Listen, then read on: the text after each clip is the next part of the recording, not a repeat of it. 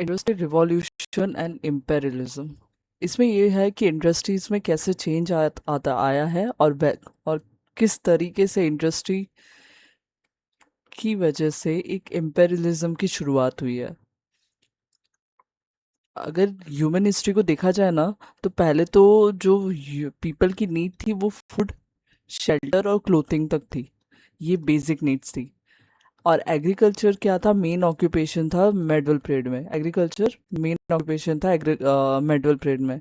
और everyone was mostly self sufficient और were only occasionally dependent on. देखो, जब अर्ली एंशियंट टाइम था, ठीक है, अब ज़्यादा ज़रूरत किस चीज़ की थी? फूड की, शेल्टर की, रहने की जगह और क्लोथिंग की।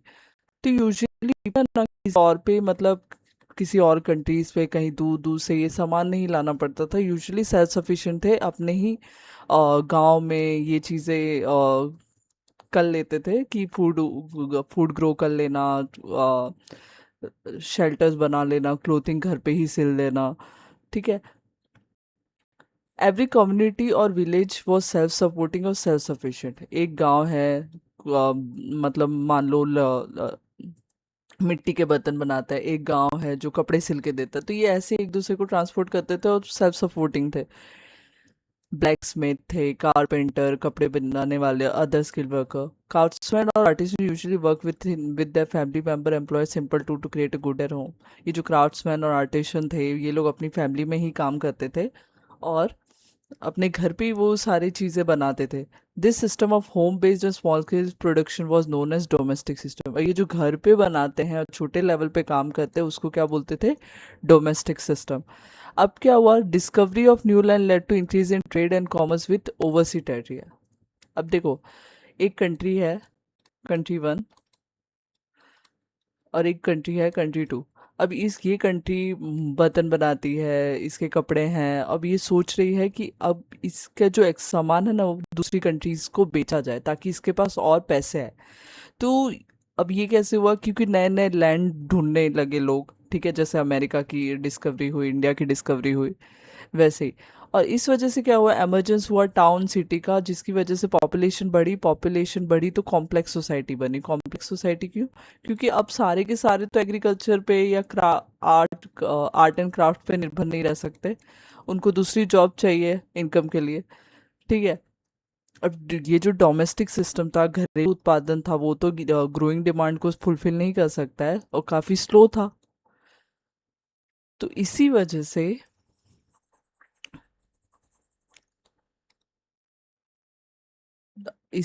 ज़्यादा जो डिमांड्स की ज़रूरत है पूरी करने के लिए न्यू सिस्टम बना, जिसको बोलते हैं पुटिंग आउट सिस्टम। इसमें क्या था? मर्चेंट जो होता था ना, वो अपना रॉ मटेरियल तो आर्टिसन को सप्लाई करता था और वो फिनिश्ड प्रोडक्ट मार्केट में बेचता था। जैसे कॉटन होता है, रॉ मटेरियल है, ठीक है, उससे कपड़ा बना है, क्लोथ है, सेकंड पर्सन ने बनाया और उसको बाद में फिनिश प्रोडक्ट की तरह बेच दिया। ठीक है। The putting out system gradually replaced old domestic system, ultimately laid the foundation of factory system।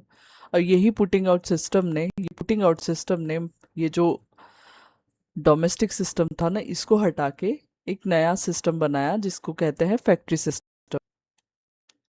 Industrial revolution की बात करें, 1750 से लेके 1850 में एक काफ़ी रिवॉल्यूशनरी ट्रांसफॉर्मेशन आया और उसको बोलते हैं इंडस्ट्रियल रिवॉल्यूशन। और सबसे पहले जो इंडस्ट्री की शुरुआत थी ना, 18th सेंचुरी में ब्रिटेन में हुई थी।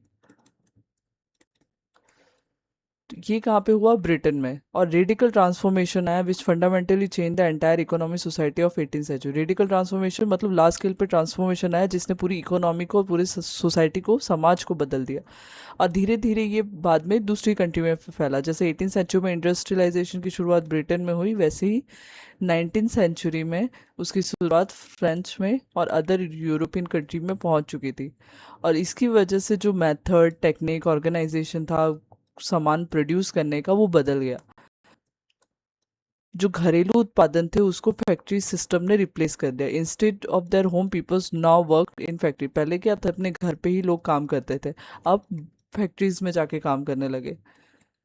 जो हाथ से बनाई हुई चीज़ें थी, अब उसको रिप्लेस की किसने? Power driven machinery. Power driven machinery जिसको हम इलेक्ट्रिसिटी से चल रही है।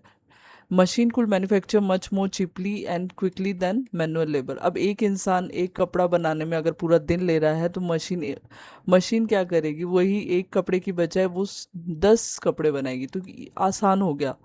ठीक है। Small scale production transform into large scale production. Small scale मतलब तुम घर पे जो थोड़े बहुत सामान बना रहे थे, फैक्ट्री में तुम बहुत सारा सामान बना सकते हो। The raw material mean of production used in factory were not owned by worker but by rich trader and merchant known as capitalist। अब देखो, तुम जब घर में सामान बनाते थे वो तुम्हारा सामान था और उसी को तुम बेचते थे, पर फैक्ट्री में जो सामान आ रहा है, रॉ मटेरियल आ रहा है और जो बिकेगा वो सब किसका है? जो अमीर लोग हैं, रिच हैं। ठीक है।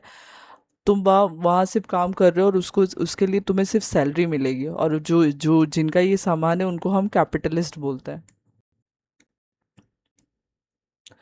इंडस्ट्रियल रिवॉल्यूशन की शुरुआत इंग्लैंड में क्यों हुई? एक तो काफ़ी सारे रीज़न है उसके। एक तो साइंटिफिक नॉलेज और इन्वेंशन।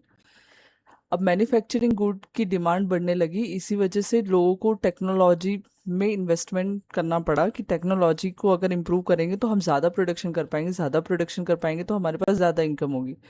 तो कुछ इंडस्ट्रियल रेवोल्यूशन की इन्वेंशन है, जैसे कि फ्लाइंग शटल, जॉन कैनिंग ने की, स्पिनिंग व्हील, वो कपड़े जो थ्रेड होता है उसको घुमा घुमा के जो कपड़े बनाए जाते हैं, जेम्स हारग्रीव्स ने वाटर फ्रेम, रिचर्ड ऑकवर्ड ने, ऑकराइट ने स्पिनिंग मूल, सैमुअल क्रॉम्पटन ने स्टीम इंजन, थॉमस न्यूकम ने पावर लूम, एडमंड कार्टविट ने कॉटन गिन, एली विटने ने सेफ्टी लैंप, हम्फ्री डेवी ने टेलीग्राफ, सैम्यूल ने वो सिलाई मशीन जो स्विंग मशीन होती है।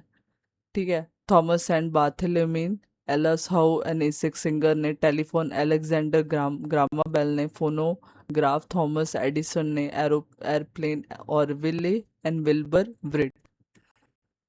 तो मतलब अलग अलग सेक्टर में इन्वेंशन होने लगे जिसकी वजह से टेक्नोलॉजी में चेंज आने लगे और लाइफ थोड़ी इजी हो गई। अब जब टेक्नोलॉजी में चेंज आ रहे हैं तो एग्रीकल्चर में भी चेंज आया। एग्रीकल्चर रिवॉल्यूशन इंग्लैंड में शुरू हुआ मिड 17th सेंचुरी में, और जिसकी वजह से इंडस्ट्रियल रेवोल्यूशन की शुरुआत हुई।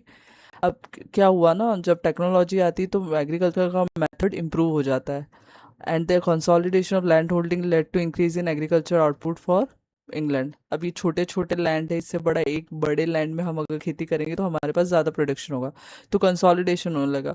अब नए टूल एग्रीकल्चर में आने लगे जिसकी वजह से मैनुअल लेबर को रिप्लेस किया गया, और जो जो लेबर एग्रीकल्चर में पहले काम करता था वो अब बाहर निकला फैक्ट्रीज में काम करने के लिए। The labour force then migrated to the town and city to work in industries. अब देखो, पहले तुम्हारा खेत है उसमें 4 आदमी काम कर रहे थे, ठीक है।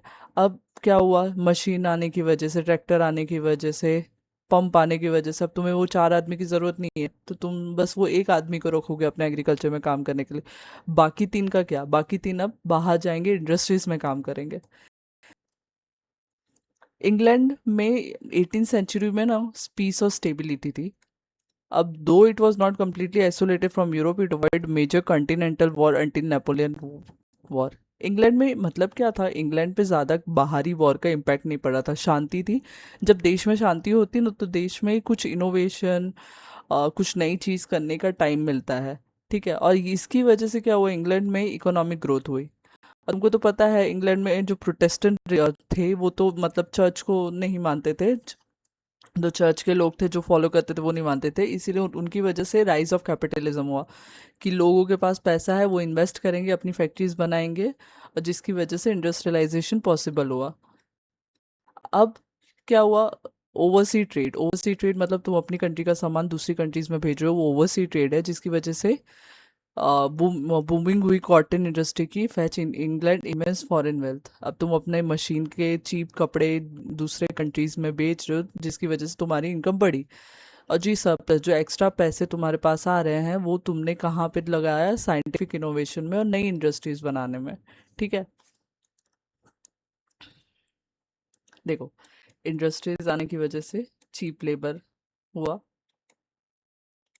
चीप लेबर होने की वजह से प्रोडक्शन ज़्यादा हुआ, प्रोडक्शन ज़्यादा हुआ तो वो तूने सामान जो है वो दूसरी कंट्रीज को बेचा, और दूसरी कंट्री को बेचा तो जो एक्स्ट्रा इनकम आई तुमने वो इनकम को इनोवेशन के लिए यूज़ किया, जिसकी वजह से वापस से तुम्हारी कंट्री में कुछ नई चीज़ों का इन्वेंशन हुआ। ठीक है।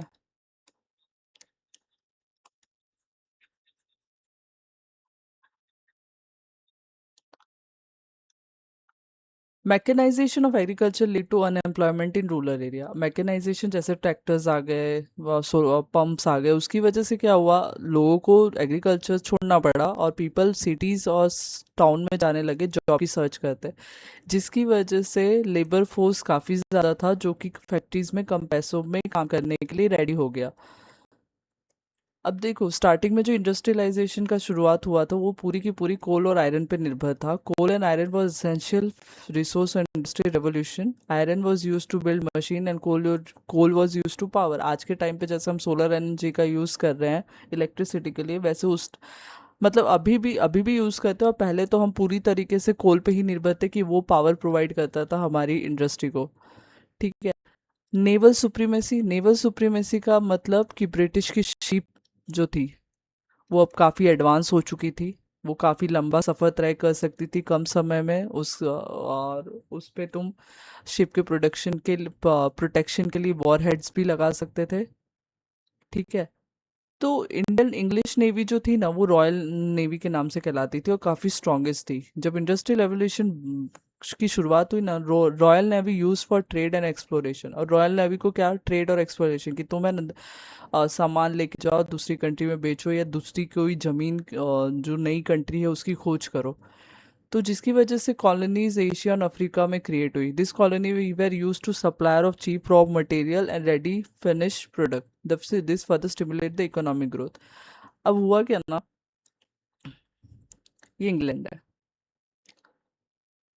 ठीक है, इंग्लैंड में फैक्ट्री है। अब फैक्ट्री को कॉटन के क्लोथ बनाने के लिए रॉ मटेरियल में क्या चाहिए, कॉटन। ठीक है।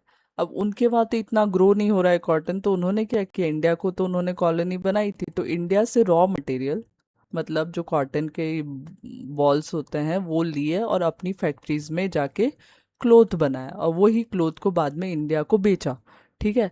तो ये फिनिश प्रोडक्ट को इंडिया में बेच रहे थे, वैसे ही अफ्रीका में भी कर रहे थे। ठीक है।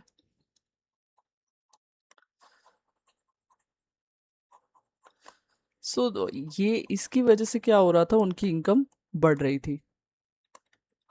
और मशीन मेड जो चीज़ें थी ना वो काफ़ी सस्ती होती थी, इसीलिए इंडिया के लोग ना जो हैंडमेड चीज़ें थी वो नहीं ले रहे थे, मशीन मेड चीज़ें जो सस्ती मिल रही थी वही ले रहे थे। अब ये स्प्रेड कैसे हुआ इंडस्ट्रियल रेवोल्यूशन, शुरुआत इंग्लैंड में हुई, पर इस ये ना धीरे धीरे आसपास की अपनी इंग्लैंड से neighbouring country Belgium, France, Germany में भी फैलने लगा, और धीरे धीरे पूरे यूरोप और यूनाइटेड स्टेट ऑफ अमेरिका में फैल। पहले पहले तो कंट्रीज ने इंग्लैंड की जो टेक्नोलॉजी थी उसको कॉपी की, पर बाद में धीरे धीरे कंट्रीज ने अपनी खुद की कैपेबिलिटी के हिसाब से अपनी नई नई टेक्नोलॉजी बनाई, जैसे जर्मनी एंड यूएसए ने बाद में इंग्लैंड को सप्रेस कर दिया। इंग्लैंड को सप्रेस कर दिया का मतलब है, इंग्लैंड ने इंडस्ट्रियलाइजेशन की शुरुआत पहले हुई थी, पर जर्मनी और यूएसए ने अपनी तरीके से नई टेक्नोलॉजी बनाई जो कि इंग्लैंड की टेक्नोलॉजी से एडवांस थी। ठीक है, तो ये सुपीरियर हो गए। The USA soon become the leading industrialise nation in the world, और यूएसए दुनिया का एक लीडिंग इंडस्ट्रियलाइजेशन नेशन बन गया। जापान फर्स्ट एशियन कंट्री था जो इंडस्ट्रियलाइज हो चुका था लेट 19 सेंचुरी में। यूएसए, जापान, रशिया ने भी इंडस्ट्रीज पे फोकस किया आफ्टर आफ्टर रशियन रेवोल्यूशन 1917, और सेकेंड वर्ल्ड वॉर के बाद इंडस्ट्रियलाइजेशन पूरे दुनिया में फैल गई थी। अब उसका असर क्या हुआ, अब देखो, इंडस्ट्रियल रेवोल्यूशन की वजह से नई टेक्नोलॉजी की शुरुआत तो हुई, इनोवेशन का हुआ, पर जो ह्यूमन सोसाइटी थी ना उसमें काफ़ी बदलाव आया, उसकी इकोनॉमी, पॉलिटिक्स और ऑर्गेनाइजेशन सब में। Decline of feudalism and rise of capitalism. Decline देखो, फ्यूडलिज्म का मतलब क्या था, पहले नहीं, लार्ज लैंड ओनर्स थे, तुम्हारे पास बड़ी बड़ी जमीन है, तुम उसको दूसरों को देते हो जिस पे वो खेती करते हैं, उसके बदले में वो तुमको सर्विस प्रोवाइड करते हैं। ये जो सिस्टम था ना, ये बंद हो गया। ठीक है। ये सिस्टम बंद होने की वजह से एक नया सिस्टम बना जिसका नाम था कैपिटलिज्म। कैपिटलिज्म में क्या होता है? कैपिटलिज्म में तुम्हारे पास पैसा है, तुमने फैक्ट्रीज एस्टेब्लिश की है, कंपनी एस्टेब्लिश की है, वहाँ पे मजदूर आके काम करते हैं, तुम उसको वेजेस देते हो, बाकी सारा प्रॉफिट तुम्हारा होता है। कैपिटलिज्म, ठीक है। तो इंडस्ट्रियल रेवोल्यूशन ने ना फाइनल ट्रांसफॉर्मेशन था फ्रॉम मेडवेल टू मॉडर्न कैपिटलिज्म। मेडवेल में जो फ्यूडलिज्म चल रहा था, अब मॉडर्न का कैपिटलिज्म है। The western world witness the rise of full fledge capitalist economy. अब वेस्टर्न वर्ल्ड जैसे यूरोप, अमेरिका, ये सब ने देखा एक फुल फ्लेज कैपिटल इकोनॉमी बन रही है, based on large scale commodity production और मार्केट इकोनॉमी। और ये कैपिटल इकोनॉमी क्या थी? प्रोडक्शन। हमें बहुत ज़्यादा प्रोडक्शन करना है जिसकी वजह से हमारा ज़्यादा प्रॉफिट हो। अब इंडस्ट्रियल रेवोल्यूशन आने की वजह से जो छोटे मर्चेंट और व्यापारी थे ना, owner started acquiring wealth and gaining political influence.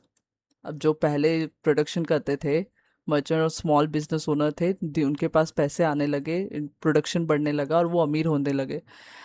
As a result feudal landlord who had previously had economic और political gradually lost their influence. और पहले वाला जो सिस्टम था ना फ्यूडलिज्म का, उसकी इंपॉर्टेंस क्या हो गई? कम हो गई। और जिसकी वजह से वेल्थी और पावरफुल कैपिटलिस्ट राइज हुआ। The capital class in turn exerted influence over the government policy to advance its interest and consolidate political power. अब देखो, पैसा है तो पावर है। अब ये जो कैपिटलिस्ट क्लास था, गवर्नमेंट को बोलता था कि आप है ना इस हिसाब से काम करो कि जिससे है ना हमारे इंटरेस्ट बना रहे। और ठीक है, और उसकी वजह से उनके पावर, पॉलिटिकल पावर पे भी इफेक्ट करता था। Expansion of trade and commerce. अब तुम्हारे पास प्रोडक्शन में, तुम्हारे पास इतना सारा सामान तुमने प्रोड्यूस किया, अब उसको बेचना भी तो पड़ेगा। अब उसको बेचेंगे कहाँ? The increase in manufacture product in industrialise country compelled them to sell surplus good to under develop country. तो अंडर डेवलप कंट्री, जिस कंट्री में इंडस्ट्रियलाइजेशन की शुरुआत नहीं है, जो कंट्री पीछे है, उस उधर जाके तुम अपना प्रोडक्शन बेचोगे। और जिसकी वजह से क्या हुआ? ट्रेड बढ़ने लगा एक दूसरी कंट्री के बीच में। The demand for raw material fed to growing industry prompted industrialise nation to look for nation with abundant and cheap natural resource. अब तुम्हारे पास बड़ी बड़ी इंडस्ट्रीज तो है, पर तुमको उसको रॉ मटेरियल भी तो देना पड़ेगा। तो रॉ मटेरियल देने के लिए तुम है ना दूसरी कंट्रीज के पास जाओगे, ठीक है, जिसके पास चीप और नेचुरल रिसोर्सेज हैं। To make profit industrialise country continue search for new market to sell their finish product, result in expansion of oversea trade. अब नए मार्केट की तलाश होने लगी कि कहाँ पे ज़्यादा सस्ता मिलेगा, हम वहाँ जाएंगे, ठीक है। Factory system. अब large scale production using machinery market departure for old system और डोमेस्टिक मैन्युफैक्चरिंग ऐसे reserve factory system promptly replace the domestic. Domestic system क्या था? वो घरेलू उत्पादन। अब क्या आ गया? फैक्ट्री सिस्टम, जिसमें लार्ज स्केल प्रोडक्शन हो रहा है। अब देखो, ये तुम्हारी फैक्ट्रीज है, यहाँ पे लोग काम करने आ रहे हैं, इनकी इनकम है, इनकी इनकम बढ़ेगी, ठीक है। तो एक नया क्लास एमर्ज होगा जिसको बोलेंगे हम मिडिल क्लास, जो कि फैक्ट्री ओनर्स नहीं है। मतलब इनकी खुद की कोई फैक्ट्री नहीं है ना, ये एग्रीकल्चर में काम कर रहा है, पर स्टिल ये है ना एक बेसिक इनकम इधर फैक्ट्री से मिल रहा है। एक नया क्लास इमर्ज होता है, मिडिल क्लास, जो कि कैपिटलिस्ट एंड वर्किंग क्लास के बीच का है। इसमें सिर्फ स्किल्ड वर्कर होते हैं, मैनेजर होते हैं, क्लर्क होते हैं, अकाउंटेंट होते हैं, अदर होते हैं, ठीक है। The industrial revolution lead to the dependence of economy on the capital, rich capital own and control the mean of production. अब इंडस्ट्रियल रेवोल्यूशन की आने की वजह से ज़्यादातर निर्भर हम किस पे हो गए? कैपिटलिस्ट पे, कि यही कंट्रोल करते थे कि कितना मीन्स ऑफ प्रोडक्शन होगा, क्या होगा, ठीक है। और जिसकी वजह से उनके पास काफ़ी सारा पैसा आने लगा, ठीक है। और इसका रीज़न क्या था? क्योंकि वो जो उनके कंपनीज में या फैक्ट्रीज में जो काम करते थे, उनको जो वेज है वो कम देते थे। This resulted in economy social inequality. और इसकी वजह से क्या हुआ? एक सेक्शन ज़्यादा अमीर होने लगा और दूसरा सेक्शन गरीब होने लगा, ठीक है। अर्बनाइजेशन का मतलब क्या होता है? अब इंडस्ट्रियल रेवोल्यूशन की वजह से क्या हुआ? लोग माइग्रेट करने लगे। माइग्रेट मतलब दूसरी जगह मूव करने लगे, एग्रीकल्चर से दूसरी शहरों में जहाँ पे इंडस्ट्री एस्टैब्लिश है। तो रूरल से अर्बन एरिया में आने लगे। और mechanisation of agriculture render many people in village unemployment. और एग्रीकल्चर में मशीन आने की वजह से काफ़ी सारे लोग अनएम्प्लॉयड हो गए। तो वो लोग फिर जाके इंडस्ट्रीज़ में जॉब ढूंढने लगे। Division of labour. अब फैक्ट्री में ना हर एक का अलग अपना अपना टास्क होता है, कोई मशीन देखता है, कोई जैसे कंप्यूटराइज वर्क करता है, ठीक है। और this division of labour prove useful in producing quality product. अब देखो इंडस्ट्री में डिवाइड भी करना पड़ता है उस हिसाब से, ताकि प्रोडक्शन अच्छे से हो सके। अब ज़्यादा माइग्रेशन होने की वजह से, ज़्यादा माइग्रेशन हुआ, rapid uncheck and plan upgrade हुआ। अब ज़्यादा माइग्रेशन होने की वजह से स्टार्टिंग स्टार्टिंग में तो कहीं पे भी घर बन रहे, कोई साफ सफाई नहीं है, ओवर पॉपुलेशन होने लगी, झोपड़ियाँ बनने लगी। जब लोगों के पास घर खरीदने के पैसे नहीं थे और वो शहर आते थे तो वो झोपड़ियों में रहने लगते थे, और बहुत ही अनहाइजीनिक कंडीशन होती थी। This squalid condition cause disease like cholera, small pox, influenza and typhoid. देखो, घर खरीदने के पैसे नहीं, पॉपुलेशन ज़्यादा है, गंदगी ज़्यादा है, इस ये कैसी कंडीशन हो गई, स्क्वालिड कंडीशन, जिसकी वजह से बीमारी ज़्यादा होने लगी। और उसी टाइम पे काफ़ी सारे एपिडेमिक्स आए, काफ़ी सारे एपिडेमिक्स मतलब बहुत सारे ऐसे डिजीज़ आए लंदन में 1803 में, 1846 में, जिसकी वजह से काफ़ी सारे लोगों की जान गई, और ज़्यादातर वो लोग थे जो झोपड़ियों में रहते थे। Exploitation of worker, exploitation of worker का मतलब होता है कि वर्कर्स को कैसे परेशान किया जाता था, उनसे कितना काम कराया जाता था, और उसके बदले उनको जो उनकी रिक्वायर्ड सैलरी थी वो नहीं दी जाती थी। The industrial revolution mark the beginning of mass employment in human history. अब देखो, एक था पहले एग्रीकल्चर में काम करते थे, ठीक है, तो उसमें तो इतना, एक एग्रीकल्चर फील्ड में कितने लोग, 4 से 5 लोग, पर एक इंडस्ट्रीज में कितने लोग, 100-200 लोग काम कर सकते हैं। तो ये क्या हुआ, मास एम्प्लॉयमेंट, ज़्यादा लोगों को एम्प्लॉयमेंट मिल रही है। और कैपिटलिस्ट क्या करते थे, एक्सप्लॉइट करते थे वर्कर को, और काफ़ी कम पैसे देते थे। और there is no concept of worker rights, और they force to work for low wage inhuman condition.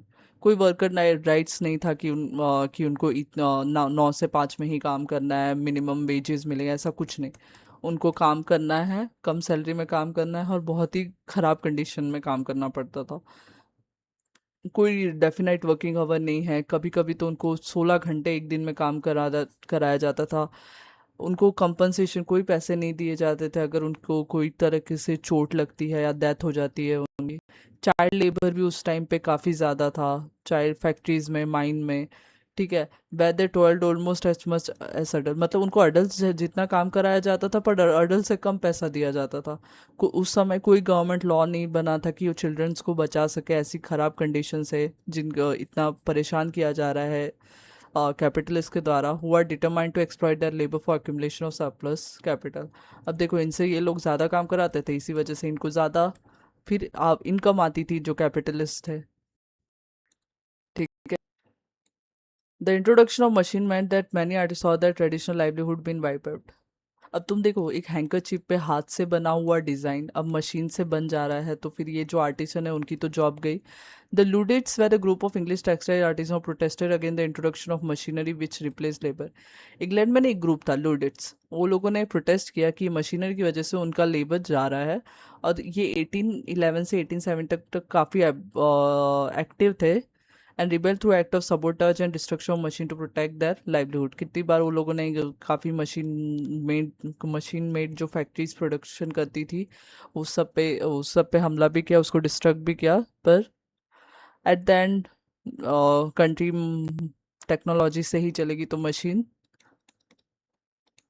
पे आज भी हमारी निर्भरता ज़्यादा है। अब जब इतनी कंडीशन ख़राब हुई, ठीक है, चाइल्ड लेबर, कोई तुम्हारा वो फिक्स टाइम नहीं है, पैसे कम मिल रहे हैं, तो धीरे धीरे ट्रेड यूनियन फॉर्म हुए। ट्रेड यूनियन मतलब एक ग्रुप फॉर्म होने लगा कि है ना, हम अपनी डिमांड रखेंगे, ठीक है।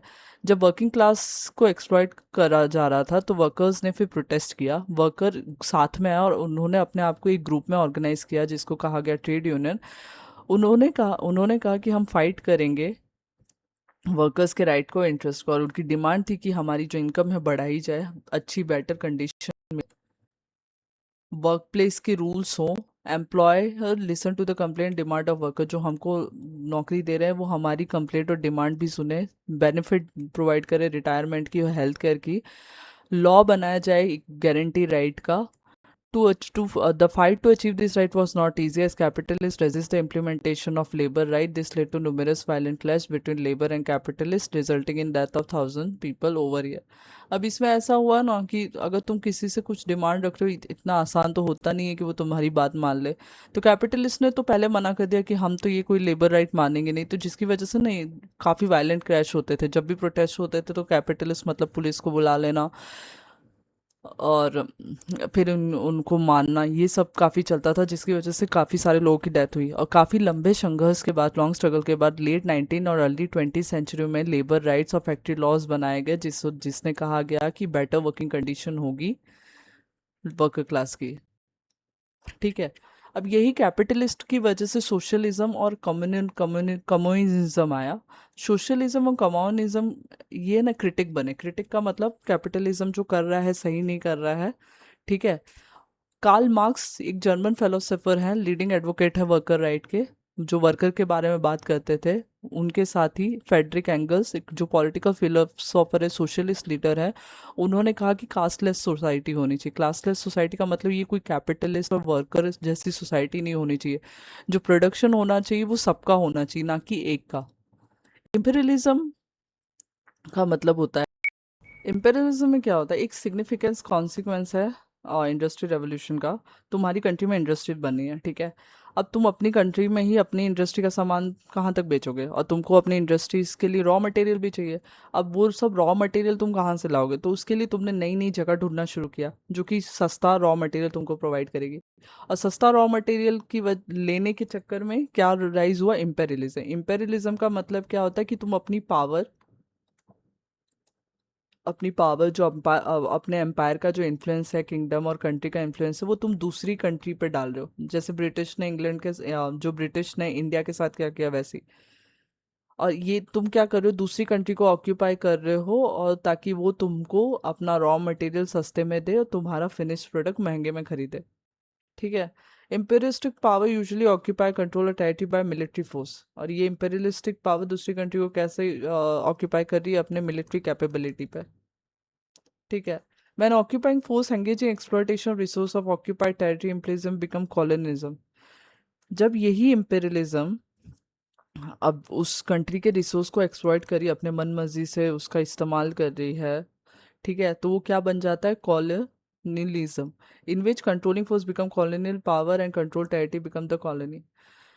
इसमें क्या होता है कि कॉलोनिज्म में ना, तुम जैसे इंग्लैंड ने इंडिया को कॉलोनी बना दिया था, कि इंडिया का जो भी इंडिया का जो भी ट्रेड है वो कौन देख रहा है, इंग्लैंड देख रहा है, तो ये काइंड ऑफ कॉलोनी है। ड्यूरिंग 19 और 20 सेंचुरी में Britain, France, Netherland, Italy, Germany, Spain, Portugal और बाद में यूएसए, जापान, ये लोग engage in scramble of colony in Asian और अफ्रीकन कंट्री। ये सारे लोगों ने ना एशिया और अफ्रीका में काफ़ी सारी कंट्रीज़ को अपनी कॉलोनी बना दी थी, और अपने हिसाब से उनका यूज़ करते थे। अब रीज़न क्या है इम्पेरियलिज्म का। अब इंडस्ट्रियलाइजेशन जब लार्ज स्केल पे बढ़ने लगा, तो उनको मार्केट की ज़रूरत थी, जो अपन इंडस्ट्री अपना फिनिश प्रोडक्ट बेच सके और रॉ मटेरियल उनको सप्लाई कर सके। तो जो ट्रेडिंग कंपनी थी ईस्ट इंडिया कंपनी, उन्होंने ट्रेड रिलेशन एस्टेब्लिश किया कहाँ पे, एशिया में, अफ्रीका में, लैटिन अमेरिका में, जिनके पास रिसोर्सेज ज़्यादा थे। जिसकी वजह से इन लोगों ने क्या किया, वहाँ की ज़मीन को हड़पना शुरू किया। ठीक है।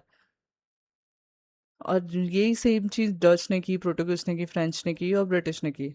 This power often competed with each other for resource, market और ट्रेड। अभी देखो, इंग्लैंड भी सेम काम कर रहा है, फ्रेंच भी सेम काम कर रहा है, डच भी है। अब इन सबको नई नई टेरिटरी चाहिए।